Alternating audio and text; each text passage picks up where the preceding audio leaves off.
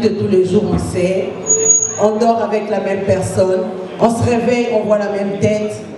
Comment est-ce que vous avez fait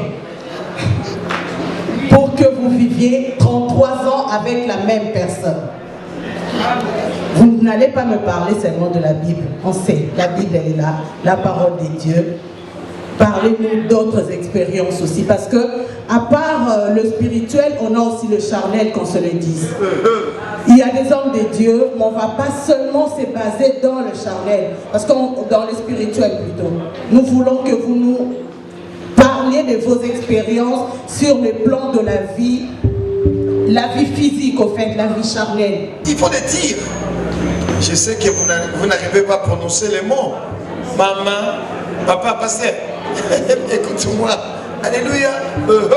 La vie des couples qui n'est pas monotonie. Qu'est-ce que c'est une vie de couple sans sexe? Puis il regarde du silence, la personne ne dit rien. Mais c'est vrai. Vous voyez? Papa, je bénis Dieu, hein, parce que à chaque fois que je vous pose une question, vous me répondez à une autre question que j'avais déjà prévue. C'est fort ça. Parce que j'avais bien demandé à maman Bibi, est-ce qu'on peut parler de son tabou? Moi j'ai des questions sur les Il faut parler sans tabou. Oui. Parce que si on fait des tabous, ça sert à rien, maman Bibi, d'organiser des choses comme ça. Oui. Et les enfants ils sont là. Il faut qu'ils écoutent. Merci papa, que Dieu vous bénisse. Qui n'est pas monotonie. Les enfants là quand vous vous mariez, I love you, c'est bien, je t'aime tout ça, mais oui, la Bible dit que votre, comment il dit, pas en colère, et il dit que votre colère ne se couche pas sur quoi? Sur le soleil, et que le soleil ne se couche pas sur votre colère. Mais si vous déjà, là maintenant tu étais en colère, après les soirs, il n'y a pas de repentance. Après ça fait quoi? 2 jours en colère. Après ça fait quoi? 1 mois de colère. Après 1 mois, on change de chambre. Après on change de chambre, on appelle l'assistance sociale. Après l'assistance sociale, on appelle monsieur le juge. Après monsieur le juge, le divorce. Oh! C'est pas joli ça. Même si vous ne dites pas, mais je dis vrai. Vous comprenez? La vie de couple qui n'est pas monotonie. Tu vois le monsieur là, l'homme qui est à côté de toi. Il a besoin de ça. Tu vois la femme là qui est à côté de moi. Elle a aussi besoin de ça. Donc ce sont des concessions. Ce sont des choses. Il faut faire des concessions. Mettez-vous ensemble pour que ça ne... Mais quand ils sont jeunes, ils sont encore jeunes là. Tu les prives à chaque fois. Si tu les prives, il va faire quoi? S'il n'est pas trop dans le Seigneur, il n'est pas spirituel, il va aller chercher ailleurs et ça cherche des problèmes. On parle sans tabou. Ça c'est un papa qui parle, un papy qui parle. La Bible nous dit, à celui qui est marié s'inquiète des choses du monde, des moyens à plaire à sa femme. Donc nous sommes censés déplaire, les maris sont censés nous plaire, et nous sommes censés aussi de les plaire. Donc nous devons toujours faire des choses, innover des choses pour mettre ton mari à l'aise. Tu en as 10. Oh. Comment est-ce qu'il y aura la monotonie dans le couple? Hein, les jeunes filles, essayez un peu de vous soumettre. Ce n'est pas parce que tu parles français, tu parles plus que ton mari qui est venu de bled. Alléluia. Tu veux lui monter. Alléluia. Lui, il a un mot, tu en as 10. Tu veux lui sortir même, hein, mais toi, tu viens de bled.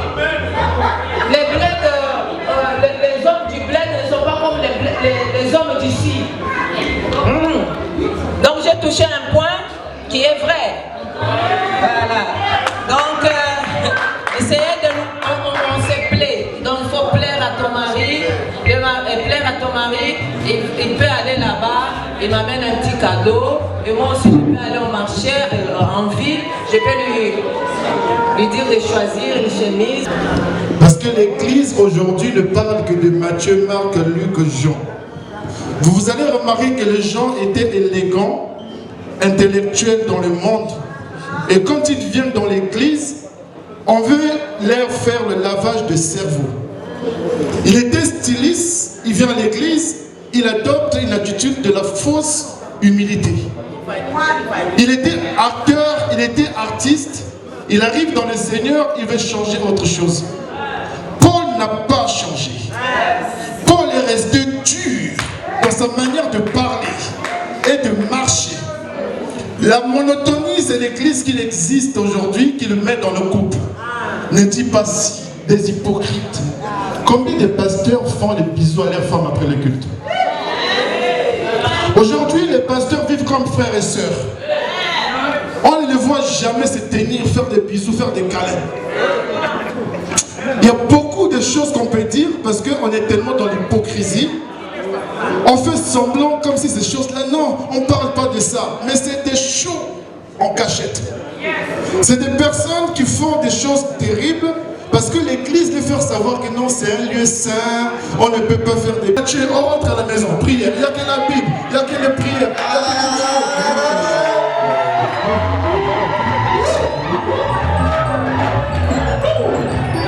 On vit à Lyon, on ne sort pas. On ne connaît pas chez Bocuse. On ne mange que des semoules.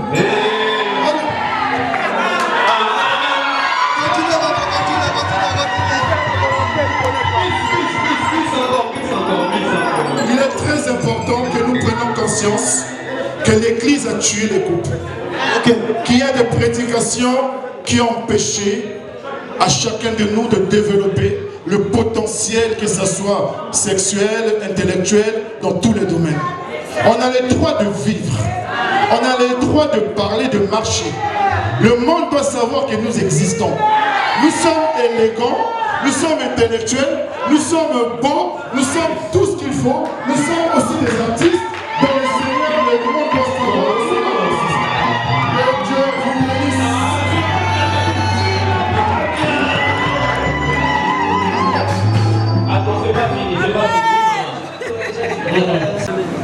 Donc, ce qui va apporter la stabilité dans un couple, c'est la parole de Dieu accompagnée de la prière. Il faut que Jésus soit au centre du couple et de la famille. Ça, c'est un couple, c'est une famille qui va réussir. En dehors de la parole de Dieu, c'est un mauvais fondement. Il faut remettre le conseil de Dieu dans le centre de la famille. Surtout nous qui sommes ici en Europe, la parole de Dieu est banalisée et la famille est banalisée. La foi est devenue comme un superflu. Donc il faut remettre la parole de Dieu au centre, Jésus au centre, et avec cette dynamique, cette puissance de la prière, les choses vont aller. Parce que beaucoup ont parlé des conseils, c'est bien. Mais je vous assure, les conseils qui ne sont pas dans la parole de Dieu, fondés dans la parole de Dieu, cela ne marchera pas. Amen. Mais la parole de Dieu à 100% marche. Parce que la parole de Dieu est éprouvée, c'est Dieu lui-même.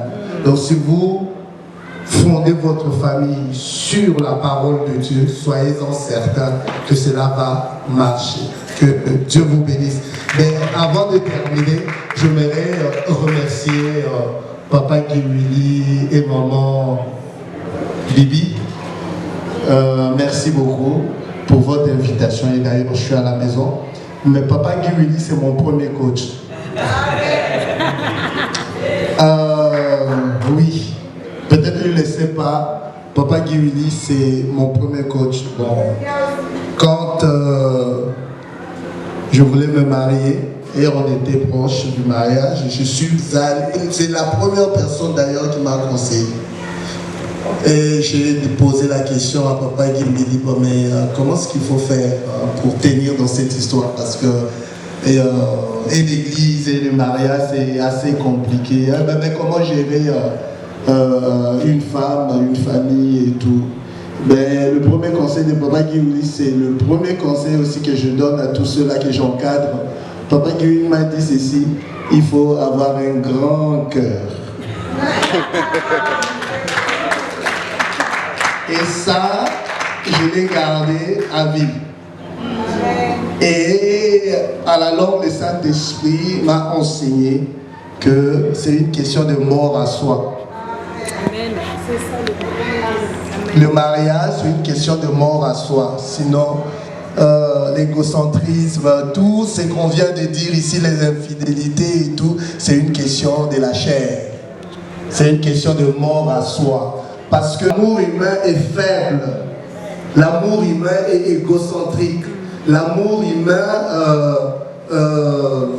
chacun cherche son intérêt.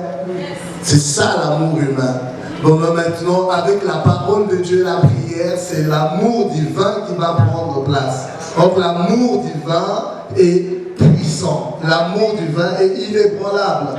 L'amour divin ne cherche pas son propre intérêt. Mais l'amour humain, quelque part, cherchera son propre intérêt parce que cet amour est faible. Donc il faut chercher l'amour divin qui est un amour désintéressé, qui est un amour inébranlable. Voilà, que Dieu vous bénisse. Merci.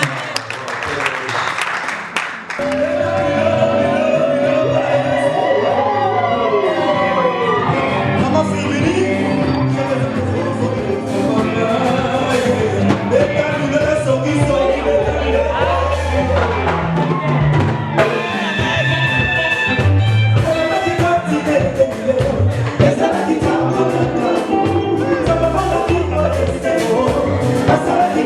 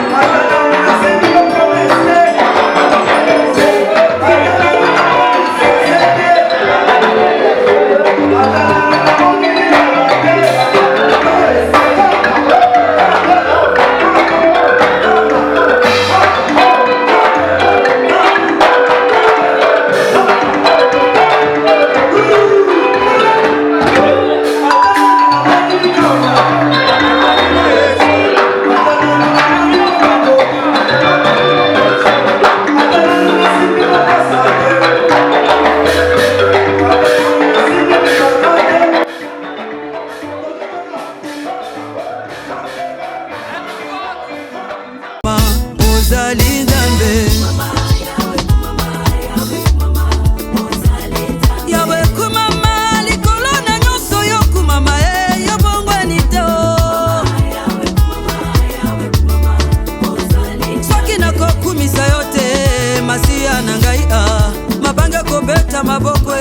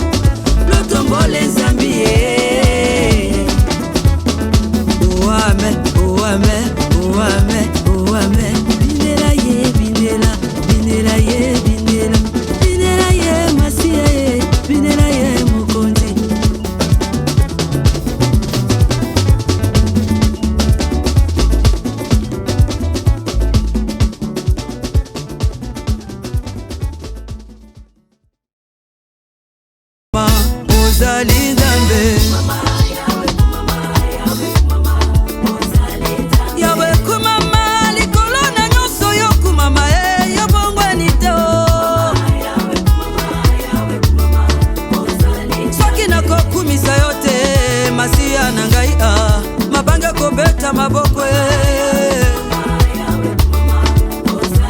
Ozanzambe Ozali Nzambe Uko Mungu wa